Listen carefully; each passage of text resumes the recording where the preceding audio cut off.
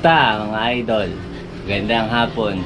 Ngayon ay Monday at wala tayong pasok sa trabaho. So ngayon ay may pupuntahan tayo. Mag-iikot-ikot tayo dito sa Cebu, sa Lapu-Lapu. Samahan nyo.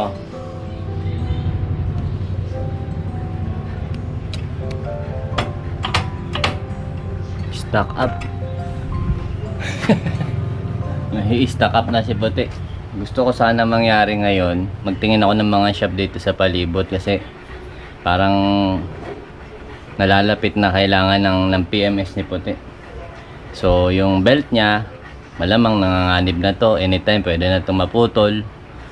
At nung huling na check up yung kanyang pulley, medyo maluwag na, kailangan ko na sigurong mapalitan. So kaya maghahanap-hanap ako, or sa tuwing wala akong ginagawa, talaga naghahanap-hanap ako ng mga pwedeng pagawa nito.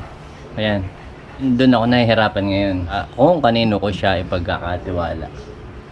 So syempre yung takbo niya hindi na naman ganun kaayos, pero okay pa naman, nagagamit pa naman. So ngayon, after siguro habang nag-iikot tayo, susunduin ko na rin si Mrs. Easy Rider sa kanyang trabaho kasi pauta din siya.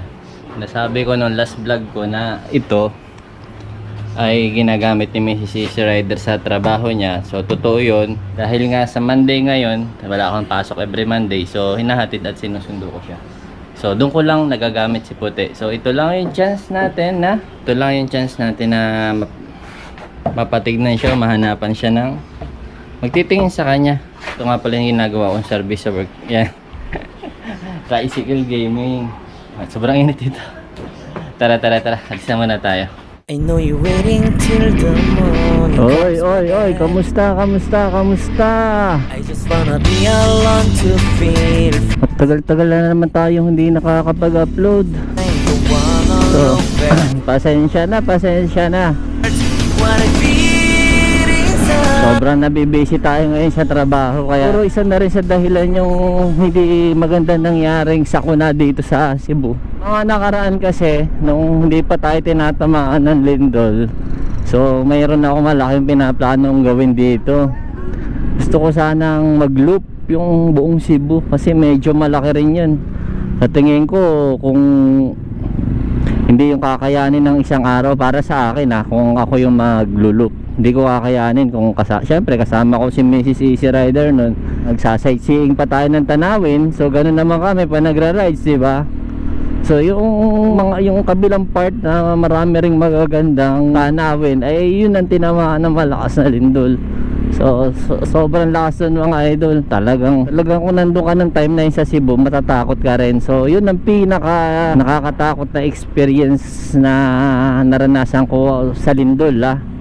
Di yun pa lang. Sa awa ng Diyos ay hindi naman tayo tinamaan ng ganong kalala. Okay tayo ngayon, pero hindi rin tayo makapag-rides ngayon. Yun lang. Hindi ako makapag-rides kasi nakakatakot diba? Nakakatakot kung ang aftershocks, ang lalakas ng aftershocks kasi rito. So pas muna tayo dun. Ayun, ang goal ko ay magtingin-tingin ng mga shops na marunong gumawa ng GY6 dito lang din sa Lapu-Lapu. So as of na wala pa ako nakikita. At kung kayo ay taga dito at talagang may maire-recommenda, yung familiar dito sa ating motor na Easy Ride 150, so puntahan natin, tapos i-vlog na rin natin para makilala rin ng iba. Ayan, may shop dyan, kaso puro branded ginagawa dyan. Sana makakuha tayo nung katulad din ni Master GY6 kasi pag hinahawakan niya kasi to, ang smooth ng takbo ni Puti kahit mag long ride ako, diba? Tuwing naglolo, kung sa matagal na rito sa channel natin, diba? Kung mapapansin nyo, tuwing naglo-long ride ako, talagang hindi ko idadaan muna dun sa kanya para sigurado walang aberya. So ganun sana, kaya hindi rin ako makaikot-ikot. So nabanggit ko rin kanina na may mga maintenance na rin na dapat gawin dito. So for example, mga belt, pulley, hindi ko rin alam kung saan bibili rito. So mag-order na lang tayo sa online. So may shop yun si Master GY6 doon na lang din ako order. Papakabit ko na lang dito. Ayun. So dito bibihira lang ako makakita ng mga naka-easy ride ng motor eh. Mga motor dito kadalasan nakikita ko kundi yan, Aerox and Max ADV, yan ang dami nila rito. Bibihira yung naka-easy ride. Siguro sa ibang part ng Cebu marami.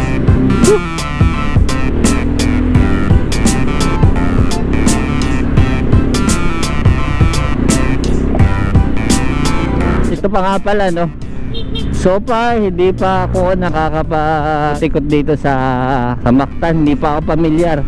Ang daming lugar na hindi ko pa alam. So sa mga susunod natin mga vlog, papashare ko kayo rito. Sabay-sabay nating tuklasin kung yung mga daan dito, yung mga barangay. Kaya kung nasa malalaking lugar kayo at namimiss nyo yung Mactan o ibang part ng Cebu, manood kayo rito. So yun muna yung gagawin kong mga content natin ngayon. Total wala pa namang nasisira kay puti, so wala tayong content para ipagawa. Yun nga, mabuti naman sa awa ng Diyos. So sana makakita na tayo ng aalaga sa kanyang iba. So nandito na yata tayo. Ito yung tinatawag na Barangay Mactan. Yun, iba pa yung Mactan Island sa Barangay Mactan. Yun, Mactan National High School. Nabanggit ko nga pala kanina nung si Mrs. Easy Rider ang gumagamit dito sa trabaho niya. Kasi yung oras niya ay magkaiba kami ng oras. So hindi ko siya mahatid minsan, hindi ko siya masundo. So siya yung gumagamit dito sa umaga or pag morning shift or afternoon shift siya sa trabaho. Siya nagsiservice ito. Kaya mas lalong hindi ito pwedeng magka-problema. Kasi siya nga yung gumagamit. Doggy, doggy, doggy, excuse me. Okay. Ay, nagtatry na rin pala tayo dito mag-Bisaya, mag-aaral ng Bisaya. So, sa ngayon ay kasabot na ako, gamay. Mag-istorya na ako, gamay. Yan, no, di ba? Ayaw na mahadlok ang mga higala nating naka-easy ride na makipag-istorya sa akin. Yan, para pa akong barok, pero okay lang. Okay lang, pwede nyo na akong i-approach mga idol. Yung last time na pumasyal tayo rito sa Cebu, yung last time na long ride natin talagang zero. Wala akong naintindihan kahit ano. Pero karon ay pwede na mo mag-istorya sa ako ayos na. Kalipay na. Mga isang taon pa siguro medyo fluent na tayo mag-Bisaya. So maganda rin ano, malaking advantage din talaga yung matuto kang mag-Bisaya, no? Kasi kung nagpa-plan ka pumunta ng Bohol for example, or nagpa-plan ka pumunta ng Mindanao, which is na pangarap natin mag-rides doon. So ganun din, parang Cebuano Bisaya rin na salita nila na hindi na mahirap ba? Hindi na ba mambaligya? Ibig sabihin parang hindi ka na mabebenta. O ganun. Hindi naman ako ganun kagaling pero nakakaintindi na. At least hindi na katulad dati, zero. Ngayon dahil mag 3 o'clock na ay pupunta muna tayong Punta Engaño. Nandun kasi maraming hotel doon sa Punta Engaño. Kung nakikita nyo to mga truck na to ay hindi to gasolina. Ito ay tubig na nirarasyon sa mga nakatira dyan. Kasi parang wala yata linya pa ng tubig dyan. Oo. Ika, mangangamote muna ako. Oh yeah. Huwag niyong gayahin yun. I know you're waiting till the morning comes my back. I just wanna be alone to feel free tonight. Told you so many times, don't wanna look back. Do I break your heart? What I feel. Welcome Barangay Punta Engaño.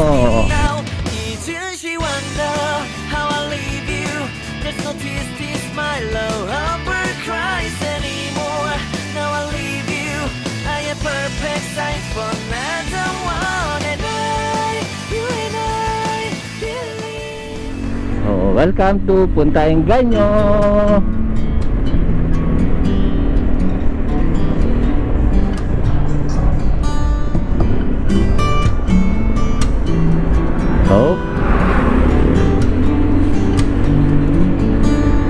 Ito nga palang Punta Engaño na to, parang sa mapa kung ayan, pakikita nyo ay dead end na rito. Pag natapos na natin tong kalsada na to, wala nang dulo to, dead end na to. Aso na naman, oh. Biglang tumatawid dyan.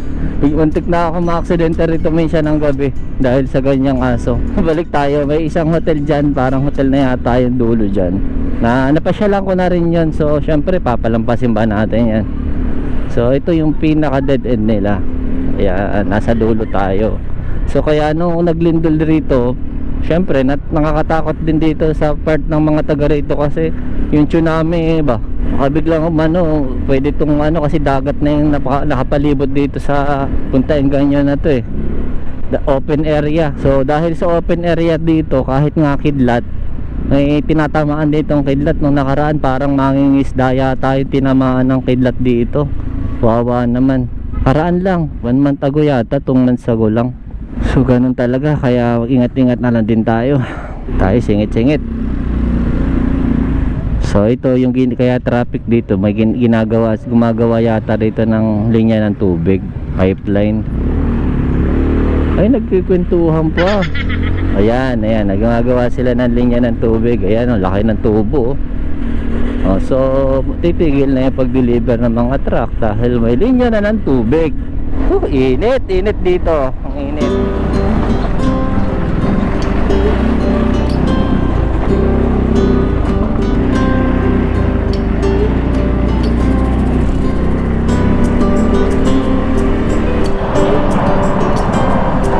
Na ako, nagbe-blink na.